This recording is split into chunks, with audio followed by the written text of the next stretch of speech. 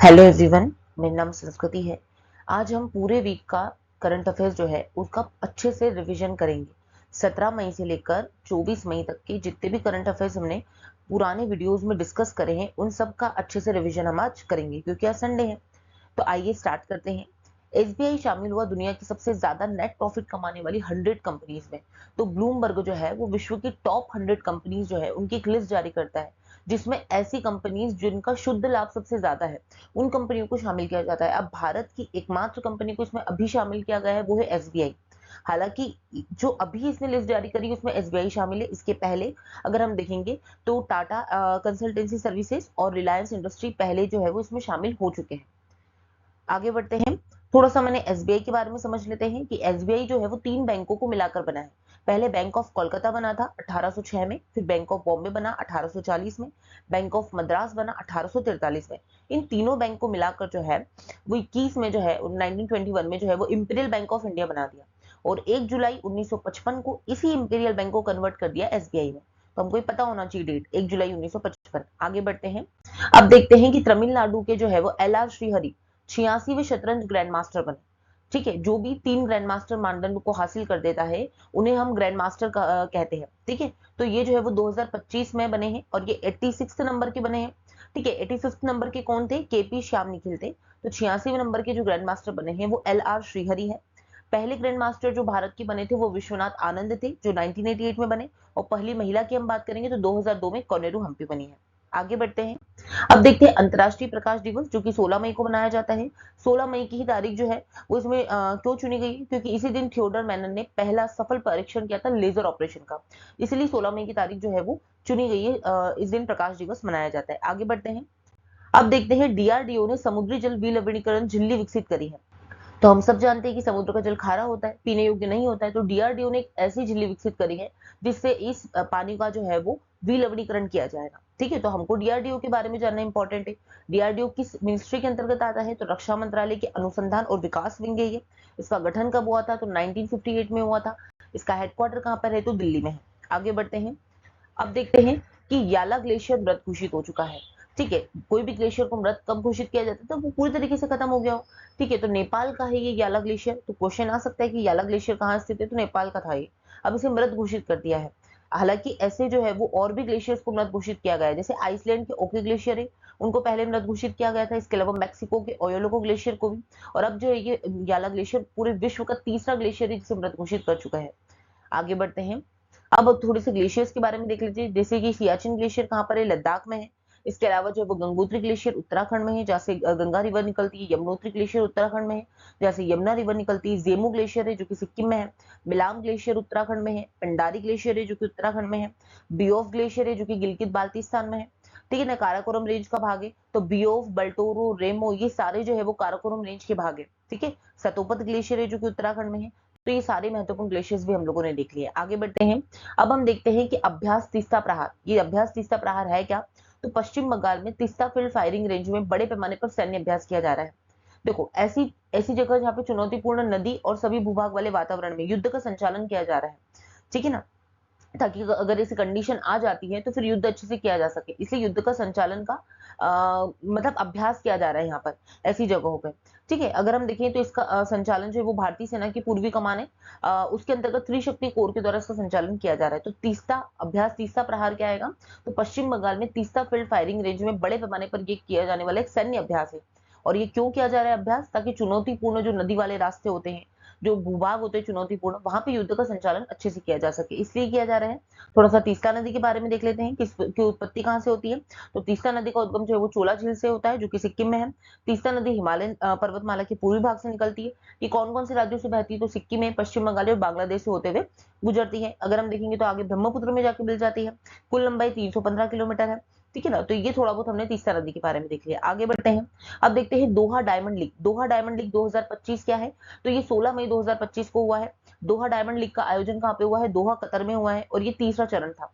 हमारे लिए महत्वपूर्ण नीरज चोपड़ा जी है क्योंकि उन्होंने दोहा डायमंड लीग में 90.23 मीटर की दूरी तक भाला फेंका है। ठीक है ना, और इसलिए जो है उनको दूसरा स्थान प्राप्त हुआ है।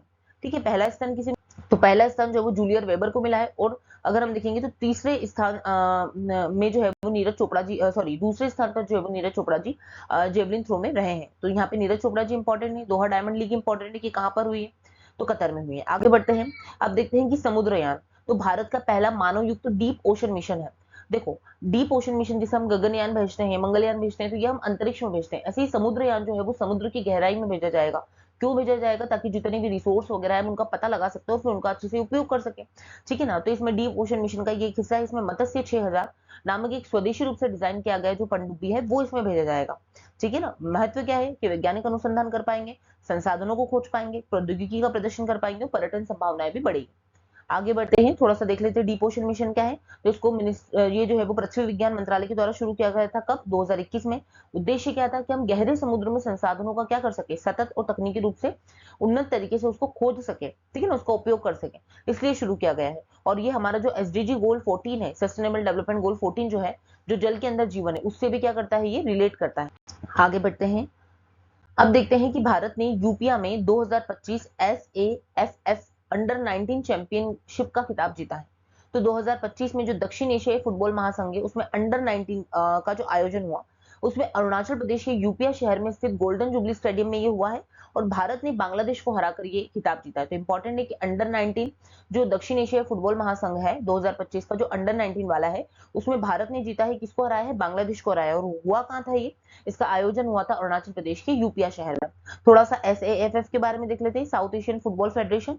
ये जो फेडरेशन है वो क्या है? तो ये फेडरेशन दक्षिण एशियाई देशों का एक क्षेत्रीय फुटबॉल संघ है। इसकी स्थापना 1997 में हुई थी। ये फेडरेशन का मुख्यालय कहाँ है? साउथ एशियन फुटबॉल फेडरेशन का मुख्यालय ढाका, बांग्लादेश में। तो ये महत्वपूर्ण है और मेंबर्स ये सारे हैं इसके। आगे बढ़ते हैं, अब देखते हैं ऑपरेशन ओलिविया क्या है। देखो, जो भारतीय तटरक्षक बल है यानी कि जो इंडियन कोस्ट गार्ड है, उन्होंने ऑलिव रेडली टर्टल, जो कि हर साल आते हैं, लगभग 8 से 10 लाख की आबादी में आते हैं। किस चीज के लिए? प्रजनन के लिए। ओडिशा के तट पे आते हैं, ठीक है ना। तो उनके संरक्षण के लिए जो है वो ऑपरेशन ओलिविया चलाया गया है। ठीक है, ये भारत का पूर्वी तट है। विशेष रूप से ओडिशा का जो गहीरमाथा बीच है, वहां पे ऑलिव रेडेड कछुए जो है उनके लिए एक महत्वपूर्ण घोंसला बनाने की जगह है, जहाँ पे हर साल 8 लाख से ज्यादा कछुए आते हैं। अब नुकसान क्या है कि अवैध रूप से जब मछली पकड़ने के लिए लोग आते हैं, तो ये लोग क्या, ये जो कछुए हैं वो जाल में उलझ जाते हैं, इनके आवास का क्षरण होता है। ठीक है, तो इन सभी से सुरक्षित करने के लिए जो अभियान भारतीय तटरक्षक बल ने चलाया है। अब यहाँ पर एक बीच के बारे में बात हुई है, गहीरमाथा बीच। तो इनके बारे में देख लेते हैं थोड़ा सा कि गहीरमाथा क्या है। तो गहीरमाथा एक अभ्यारण्य है, एक कैसा है, समुद्री अभ्यारण्य, जिसे 1997 में घोषित किया गया था। विश्व का सबसे बड़ा ऑलिव रेडलेट टर्टल का प्रजनन स्थल है ये। तो ये हमारे लिए इंपॉर्टेंट है। साथ ही अभ्यारण्य भीतरकनिका नेशनल पार्क में स्थित है। तो यहाँ से दो फैक्ट हमको मिल गया, एक तो गहीरमाथा और दूसरा है भीतरकनिका। आगे बढ़ते हैं, अब देखते हैं सागर में सम्मान स्कीम। सागर में सम्मान स्कीम महिलाओं की भागीदारी को बढ़ाने के लिए शुरू की गई है। सागर में सम्मान स्कीम क्या है? तो इसे केंद्रीय पोत परिवहन, जहाजरानी और जलमार्ग मंत्रालय के द्वारा लॉन्च किया गया है। ये योजना भारत में पहली बार मनाए गए अंतर्राष्ट्रीय महिला समुद्री दिवस के मौके पर है। समुद्री क्षेत्र में पहले हम देखते हैं कि महिलाओं की भागीदारी अभी इतनी नहीं है, तो उसमें भागीदारी को बढ़ाने के लिए, उनके योगदान को सम्मान देने के लिए सागर में सम्मान स्कीम जो है वो शुरू की गई है। आगे बढ़ते हैं, अब देखते हैं कि 58वां ज्ञानपीठ पुरस्कार। तो ज्ञानपीठ पुरस्कार जो है वो दो लोगों को मिला है, एक तो जगत गुरु रामभद्राचार्य जी को और एक गीतकार है गुलजार जी। इन दोनों को जो है वो ज्ञानपीठ पुरस्कार दिया गया है। जगत गुरु रामभद्राचार्य कौन है? तो ये संस्कृत विद्वान है और चित्रकूट तुलसी पीठ के संस्थापक हैं, जिन्हें पद्म विभूषण से भी सम्मानित किया जा चुका है। और गुलजार जी जो है वो गीतकार, लेखक और फिल्म निर्माता है। थोड़ा सा हम समझ लेते हैं ज्ञानपीठ पुरस्कार के बारे में। 1961 से ज्ञानपीठ संस्था के द्वारा ये पुरस्कार की शुरुआत की गई है। ये भारतीय भाषाओं में जो उत्कृष्ट साहित्यिक कार्य किए जाते हैं वैसे लेखकों को ज्ञानपीठ पुरस्कार दिया जाता है। इसमें इनाम की राशि कितनी होती है? तो 11 लाख रुपए का इसमें इनाम दिया जाता है। भारतीय भाषाएं कौन सी? तो संविधान के 8वीं अनुसूची में जो भाषाएं हैं, अगर उसमें कोई आपने साहित्य लिखा है और अगर वो कृति अच्छी लगती है तो उसमें ज्ञानपीठ पुरस्कार दिया जाता है। ठीक है, योग्यता क्या है? भारत का नागरिक होना चाहिए और साहित्यिक क्षेत्र में महत्वपूर्ण योगदान देना चाहिए। आगे बढ़ते हैं, अब थोड़ा सा देख लेते हैं मल्टी एजेंसी सेंटर, MAC, ये है क्या? तो केंद्रीय गृह मंत्री ने पुलिस महानिदेशकों से मल्टी एजेंसी सेंटर के माध्यम से पर्याप्त जानकारी जो है वो साझा करने को कहा है। ये मल्टी एजेंसी सेंटर है क्या? तो ये इंटेलिजेंस ब्यूरो के अंतर्गत एक सामान्य आतंकवाद रोधी ग्रिड है, जिसे 2001 में जो कारगिल युद्ध हुआ था उसके बाद क्रियाशील किया गया था। इसमें क्या है, जितनी भी एजेंसी है वो सारी अपनी इन्फॉर्मेशन लाएंगे और इन्फॉर्मेशन को साझा करेंगे, इसलिए इसे बोलते हैं मल्टी एजेंसी सेंटर। तो मल्टी एजेंसी सेंटर क्या है, ये हमारे लिए महत्वपूर्ण था। ये देख लिया हमने। आगे बढ़ते हैं, अब आता है 78वीं WH असेंबली में भारत को ट्रैकोमा उन्मूलन के लिए WHO प्रमाण पत्र दिया है। तो जेनेवा में WHO की ही बैठक होती है, ठीक है, विश्व स्वास्थ्य सभा नाम की बैठक होती है, और इसमें भारत को ट्रैकोमा उन्मूलन का प्रमाण पत्र, कि अब भारत में जो है वो ट्रैकोमा पूरी तरीके से खत्म हो चुका है, तो इसके लिए जो है वो प्रमाण पत्र प्रदान किया है। अब हमारे लिए महत्वपूर्ण क्या है, ट्रैकोमा रोग है।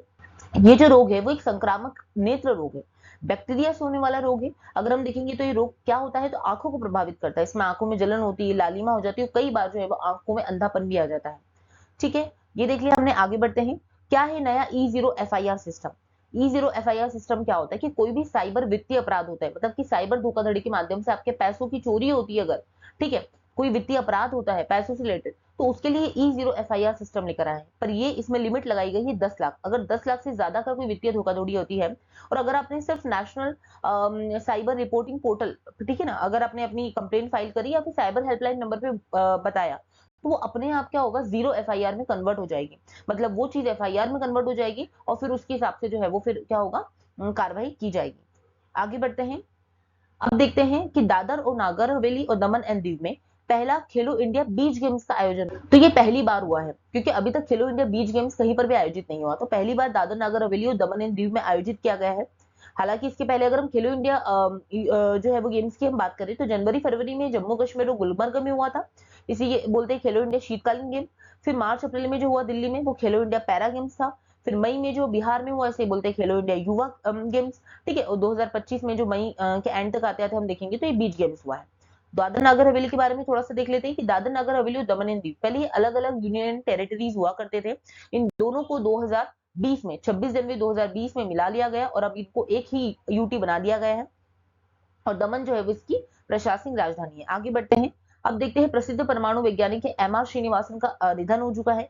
कि MR श्रीनिवासन कौन है, तो इन्होंने परमाणु ऊर्जा आयोग के पूर्व अध्यक्ष रह चुके हैं और बहुत सारे काम किए हैं। कैसे, जैसे डॉक्टर होमी जहांगीर भाभा के साथ काम किया है, और पहला अनुसंधान रिएक्टर जो था अप्सरा, उसके निर्माण में इनका बहुत ज्यादा योगदान है। थोड़ा सा हम परमाणु ऊर्जा आयोग के बारे में देख लेते हैं कि 10 अगस्त 1948 को बना था, ठीक है, पंडित जवाहरलाल नेहरू जी की पहल पे। इनके अध्यक्ष थे डॉक्टर होमी जहांगीर भाभा, जिन्हें भारत के परमाणु कार्यक्रम के जनक माना जाता है। इनका मुख्यालय कहाँ है परमाणु ऊर्जा आयोग का, तो मुंबई महाराष्ट्र में है। आगे बढ़ते हैं। अब देखते हैं कि क्या है अमेरिका का गोल्डन डोम डिफेंस सिस्टम। ठीक है, तो अमेरिका जो है, अगर ये पूरा अमेरिका है तो उस पर एक डोम जैसा क्रिएट कर दिया जाएगा, कि कोई भी बाहर से किसी भी प्रकार की अगर मिसाइल आती है, कोई भी ड्रोन हमला होता है, तो पहले ही पता चल जाएगा और उसको हवा में ही क्या है, खत्म कर दिया जाएगा। तो ऐसा एक सिस्टम जो है वो अमेरिका बना रहा है, जिसे बोलते हैं golden dome missile defence system. ये जितने भी प्रकार की क्रूज मिसाइल है, बैलिस्टिक मिसाइल है, हाइपरसोनिक मिसाइल है, ड्रोन है, हर प्रकार के परमाणु हथियारों को वहीं पर असफल कर देगा। ठीक है, तो ये इंपॉर्टेंट था। आगे बढ़ते हैं कि 2025 का अंतरराष्ट्रीय बुकर पुरस्कार, ये बहुत इंपॉर्टेंट है, ये दो लोगों को दिया जाता है। एक तो लेखक को दिया जाता है, और जो दूसरा जो अनुवाद करता है उसे दिया जाता है। हमेशा जो भी इंग्लिश में जो साहित्य होता है, जो बुक होती है, उसे दिया जाता है। मतलब जो जिस भी लैंग्वेज में आपने बुक लिखी है वो होगी, तो लेखक को तो मिलेगा ही मिलेगा, पर उसको कन्वर्ट करना पड़ेगा इंग्लिश में। ठीक है, और कहाँ से पब्लिश होना चाहिए मैं भी आगे बताऊंगी आपको, वहां से पब्लिश होना चाहिए, तब जाके जो है वो अंतरराष्ट्रीय बुकर पुरस्कार मिलता है। अभी इस बार का जो है वो बानू मुश्ताक को मिला है हार्ट लैम्प के लिए। तो बानू मुश्ताक जो है वो लेखिका है, कन्नड़ भाषा में लिखा गया, और इसको इंग्लिश में कन्वर्ट किया है दीपा बास्ठी ने। ठीक है, तो 2025 की ये जो है वो बुकर पुरस्कार विजेता है। इसमें 50,000 पाउंड की जो है वो पुरस्कार राशि दी जाती है। आगे बढ़ते हैं। अब थोड़ा सा देख लेते हैं इंटरनेशनल बुकर प्राइज के बारे में। तो ये एक साहित्य पुरस्कार है जो हर साल दिया जाता है। तो किसी भी भाषा से जो है अनुदित और यूके और आयरलैंड में प्रकाशित उपन्यास को दिया जाता है। ठीक है, इसमें लेखक को भी दिया जाता है और अनुवादक को भी। अब थोड़ा सा देख लेते हैं इंटरनेशनल बुकर प्राइज के बारे में। तो हमने समझ लिया कि यूके और आयरलैंड से प्रकाशित उपन्यास होता है, ये लेखक और अनुवादक को दिया जाता है, और गीतांजलि श्री को टॉम ऑफ सेंटली 2022 में मिला है। आगे बढ़ते हैं। अब देखते हैं हम, मिजोरम भारत का पहला पूर्ण साक्षर राज्य बना है। अब पूर्ण साक्षर का मतलब ये नहीं होता है कि 100% साक्षरता आ गई। ऐसा कोई भी राज्य जो 95% या उससे ज्यादा साक्षर होता है तो उसे पूर्ण साक्षरता मान लिया जाता है। ठीक है, तो ऐसा हुआ है। 2011 की जनगणना से भी 91.33% साक्षरता तो थी ही। ठीक है, अगर हम देखें तो राज्य में मिजोरम है, पर अगर हम पूछे कि यूटी ऐसी कौन सी है जहां पे पूर्ण साक्षर है, पूर्ण साक्षरता है, तो वो जो है वो लद्दाख हो जाएगा, क्योंकि 2024 में लद्दाख को पूर्ण साक्षर यूटी जो है वो माना गया है। आगे बढ़ते ही। तो क्रियात्मक साक्षरता या जो फंक्शनल लिटरेसी जो है वो मिजोरम में प्राप्त करिए। तो फंक्शनल लिटरेसी का मतलब ये होता है कि सिर्फ आप पढ़ और लिख नहीं पाते, बल्कि उसको व्यवहार में भी आप लेकर आ पाते हो। ठीक है, तो उसे क्या बोलते हैं, फंक्शनल लिटरेसी बोलते हैं। आगे बढ़ते हैं। अब देखते हैं कि केंद्र सरकार ने आईबी के चीफ है तपन कुमार डेका का कार्यकाल 1 साल के लिए बढ़ा दिया। तो हमारे लिए यहाँ पे दो न्यूज है, एक तो आईबी के बारे में हम समझेंगे, दूसरा हमको पता है कि अब आईबी के चीफ कौन है, तपन कुमार डेका है।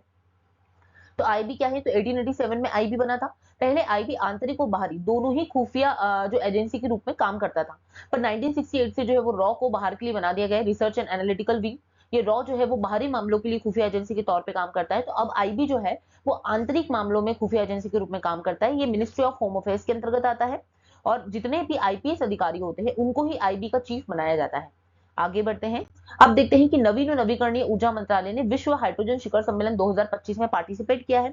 तो ये जो पूरी मिनिस्ट्री है उनने हाइड्रोजन शिखर सम्मेलन 2025 में पार्टिसिपेट किया है, और अभी बताया भी है कि भारत की क्षमता क्या क्या है। तो ये बता चुके हैं सचिव कि 2023 गीगावाट से ज्यादा हमने अक्षय ऊर्जा स्थापित कर ली है, जिसमें से सौर ऊर्जा का परसेंटेज सबसे ज्यादा है। हमें क्या करना है, तो 2047 तक हमें ऊर्जा स्वतंत्रता प्राप्त करनी है, 2070 तक हमें शुद्ध शून्य उत्सर्जन तक पहुंचना है। तो ये सारी चीजें जो है उसमें बताई गई है। थोड़ा सा देख लेते हैं ग्रीन हाइड्रोजन है क्या। तो ग्रीन हाइड्रोजन वो हाइड्रोजन गैस होती है जिसमें नवीकरणीय ऊर्जा जो स्रोत है उसकी मदद से पानी का हाइड्रोलिसिस किया जाता है। जो H2O है उसका हाइड्रोलिसिस किया जाता है सौर ऊर्जा पवन ऊर्जा की सहायता से। ठीक है, ये ऐसी जो ग्रीन हाइड्रोजन गैस होती है वो ऐसी गैस होती है जिसमें किसी भी प्रकार का कार्बन उत्सर्जन नहीं होता, 100% जो है एनवायरमेंटल फ्रेंडली होती है, क्लीन एनर्जी होती है। ग्रीन हाइड्रोजन अच्छी होती है। ब्लू हाइड्रोजन जो होती है उसमें भी कहीं ना कहीं कार्बन को कैप्चर कर लिया जाता है, पर ग्रे हाइड्रोजन जो है वो सबसे खराब होती है क्योंकि इसमें प्रदूषण बहुत ज्यादा होता है। आगे बढ़ते हैं। अब देखते हैं भारत बना एशियाई प्रोडक्टिव संगठन का अध्यक्ष। तो भारत जो है वो एपीओ का संगठन का अध्यक्ष बन चुका है, तो ये हमारे लिए महत्वपूर्ण है। 2025-26 की अध्यक्षता भारत को सौंपी गई है इसमें। तो हमारे लिए एपीओ के बारे में जानना महत्वपूर्ण होता है कि 1961 में एशियन प्रोडक्टिव ऑर्गेनाइजेशन की स्थापना हुई थी। ये एक अंतर सरकारी संगठन है। इसका मुख्यालय, क्योंकि मुख्यालय पूछे जाते हैं, एपीओ का मुख्यालय टोक्यो जापान में है। और अगर हम देखें तो वर्तमान में इसके 21 सदस्य देश अभी है। आगे बढ़ते हैं। अब देखते हैं 16वीं एशियाई शेरों की जनगणना 2025। तो 5 वर्षों में जो है वो एशियाई शेरों की जनगणना हुई है, और 5 वर्षों में 674 से बढ़कर अब शेरों की संख्या कितनी हो गई, 891 हो गई है। ठीक है, एशियाई शेरों की संख्या और वितरण क्षेत्र में वृद्धि हुई है, और प्रोजेक्ट लायन की सफलता हमको ये बताता है। अगर हम देखेंगे तो प्रोजेक्ट लायन 2020 में शुरू किया गया था। ठीक है, इसका लक्ष्य क्या था कि पारिस्थितिकी की भूमिका निभाने और उनकी विकासवादी क्षमता को बनाए रखने के लिए दीर्घकालिक संरक्षण के लिए शुरू किया गया था। अब अगर हम देखें कि जनगणना कौन करता है, तो गुजरात वन विभाग के द्वारा हर 5 साल में जो है वो एशियाई शेरों की जनगणना की जाती है, और अभी इनकी संख्या 891 हो चुकी है, और सबसे ज्यादा कहां पर है, गिर नेशनल पार्क गुजरात में है। एशियाई शेरों की हम बात करेंगे तो घास के मैदानों में रहते हैं ये, गिर नेशनल पार्क में सबसे ज्यादा होते हैं, वल्नरेबल कैटेगरी में ये आते हैं। और ये WPA एक्ट जो है 1972 के उनकी अनुसूची 1 में ये सूचीबद्ध है। संरक्षण के लिए और भी प्रयास किए, जैसे international big cat alliance, greater green संकल्पना है, एशियाई शेर पुनरुत्पादन परियोजना जो कि मध्य प्रदेश में है। तो ये सारी चीजें हैं। आगे बढ़ते हैं। अब देखते हैं मध्य प्रदेश राहवीर योजना। तो देखो क्या होता है कि सड़क दुर्घटना में अगर कोई लोग का एक्सीडेंट होता है तो लोग बचते हैं उनको हॉस्पिटल ले जाने से, क्योंकि पुलिस केस वगैरह उन पे ना हो जाए, या पुलिस उनसे ज्यादा पूछताछ ना करे। तो इसलिए जो है वो राहवीर योजना शुरू की गई है, ताकि अगर आप जो है वो किसी घायल को समय पे अस्पताल पहुंचाते हो तो आपको 25,000 रुपए का इनाम दिया जाएगा, और आपको पुलिस जो है उसकी पूछताछ से भी आपको परेशान नहीं किया जाएगा। तो ये मध्य प्रदेश की योजना है राहवीर योजना। आगे बढ़ते हैं। अब देखते हैं कि कनक ने यूरोपियन चैंपियन को हराकर जूनियर विश्व कप में 10 मीटर एयर पिस्टल में स्वर्ण पदक जीता है। तो कनक का संबंध किससे है, शूटिंग से है, और इन्होंने जो है वो 10 मीटर एयर पिस्टल में गोल्डन यानी कि हम देखेंगे स्वर्ण पदक जीता है। तो ये हमारे लिए इंपॉर्टेंट है कि ISSF जूनियर विश्व कप में, क्योंकि 17 वर्ष की है, तो जूनियर विश्व कप में 10 मीटर एयर पिस्टल में गोल्ड जीता है इन्होंने, कनक ने। आगे बढ़ते हैं। अब थोड़ा सा देखते हैं कि गुट्टाला अभिलेख क्या होता है। तो गुट्टाला अभिलेख क्या है, तो ये कर्नाटक के हावेरी में खोजा गया है, ये कन्नड़ अभिलेख है, और इसमें हमको पहली बार जो है वो भारत में अनावृष्टि के कारण हुई मानवीय आपदा का लिखित दस्तावेज हमें प्राप्त हुआ है। कर्नाटक में और भी अभिलेख है, जैसे मस्की अभिलेख है। ठीक है, जो जहां पर अशोक का पहली बार नाम देवनाम प्रियदर्शी मिलता है, और एक एहोल इंस्क्रिप्शन है जो कि पुलकेशिन द्वितीय का है, रवि कर्ती के द्वारा रचित। तो ये इंपॉर्टेंट है कर्नाटक के, और भी इंस्क्रिप्शन है और शिलालेख है जो कल मैंने आपको डिस्कस किए थे, तो वो आप देख सकते हैं। जैसे सौगौरा ताम्र लेख कहाँ पर है, तो यूपी में है। कलसी अभिलेख उत्तराखंड में है। मस्की अभिलेख कर्नाटक में है। कलिंग अभिलेख उड़ीसा में देखने को मिलता है। रुमनदेही अभिलेख जो है वो लुम्बिनी नेपाल में है। ठीक है, तो ये हम सब कल देख चुके हैं। प्रयाग प्रशस्ति अभिलेख इलाहाबाद में, एहोल इंस्क्रिप्शन अभी हमने देखा। हाथी गुफा अभिलेख जो है वो उड़ीसा में है। तो ये सारे इंस्क्रिप्शन हमने कल देखे थे। आगे बढ़ते हैं। अब देखते हैं हम कि राष्ट्रीय ध्रुवी एवं महासागर अनुसंधान केंद्र, तो ये केंद्र कहाँ पर है, तो ये गोवा में है, और उसने सागर भवन और ध्रुवीय भवन को स्टार्ट किया है। तो इन केंद्र के बारे में देख लेते हैं कि 1998 में बना है राष्ट्रीय ध्रुवीय और महासागर अनुसंधान केंद्र। काम क्या करते हैं ये, तो ये नोडल एजेंसी है अंटार्कटिक, आर्कटिक, दक्षिण महासागर और हिमालय क्षेत्र में ध्रुवीय अभियानों की योजना बनाने, उन्हें क्रियान्वित करने के लिए एक नोडल एजेंसी के रूप में काम करता है, NCPOR। अगर हम देखिए कुछ अलग से अनुसंधान केंद्रों की बात करें तो अंटार्कटिक क्षेत्र में जो है वो मैत्री और भारतीय अनुसंधान केंद्र है, आर्कटिक क्षेत्र में हिमाद्री नाम का है और हिमालय क्षेत्र में हिमांश नाम का है। आगे बढ़ते हैं, अब देखते हैं कोंकण रेलवे का भारतीय रेलवे में विलय। कोंकण रेलवे जो है उसकी स्थापना 1990 में हुई थी। कोंकण रेलवे का उद्देश्य क्या था, क्योंकि जो पूरा वेस्टर्न घाट है वो कैसा है, चट्टानी क्षेत्र है, वहां पे रेलवे लाइन जो है वो बिछाना और उसे क्रियान्वित करना प्रॉपर तरीके से वो बहुत मुश्किल है, तो ये काम कोंकण रेलवे करता था। अब क्योंकि ये काम तो अच्छे तरीके से कर रहा है कोंकण रेलवे, पर थोड़ा सा फाइनेंशियल क्राइसिस आ चुकी है, इसलिए कोंकण रेलवे का भारतीय रेलवे में विलय कर चुका है और इसका हेडक्वार्टर बनाया गया है नवी मुंबई में। कोंकण तट क्या है, महाराष्ट्र और गोवा वाला क्षेत्र है कोंकण तट। ये वेस्टर्न घाट के अगर हम देखेंगे तो वेस्टर्न तट का हिस्सा है, मतलब वेस्टर्न घाट और अरब सागर के बीच में स्थित है। आगे बढ़ते हैं, अब देखते हैं प्रोजेक्ट कुश क्या है। तो ये भारत की वायु रक्षा प्रणाली एयर डिफेंस सिस्टम है, जैसा S-400 है उसी के तहत हमने देसी S-400 हमको बनाना है प्रोजेक्ट कुश के तहत। ठीक है, ये क्या है, एक सतह से यानी कि SAM है, मतलब कि सरफेस टू एयर मिसाइल है। ये सतह से जो है वो वायु में हमला करने वाली एक मिसाइल बनाई जाएगी। ये तो ये अपने स्वदेशी लेवल पे बनाई जाएगी। ठीक है ना, प्रोजेक्ट कुश। आगे बढ़ते हैं, अब देखते हैं FATF की ग्रे लिस्ट में जाएगा पाकिस्तान। तो कोशिश की जा रही है भारत के द्वारा कि, और दबाव भी बनाया जा रहा है कि FATF की ग्रे लिस्ट में पाकिस्तान को शामिल किया जाए। हमारे लिए इस प्रकार जितनी भी इंपॉर्टेंट न्यूज थी वो हमने कवर कर ली अच्छे से। यदि आपको ये लेक्चर अच्छा लग रहा है तो आप ज्यादा से ज्यादा लोगों को शेयर कीजिए, लाइक कीजिए और चैनल को सब्सक्राइब कीजिए।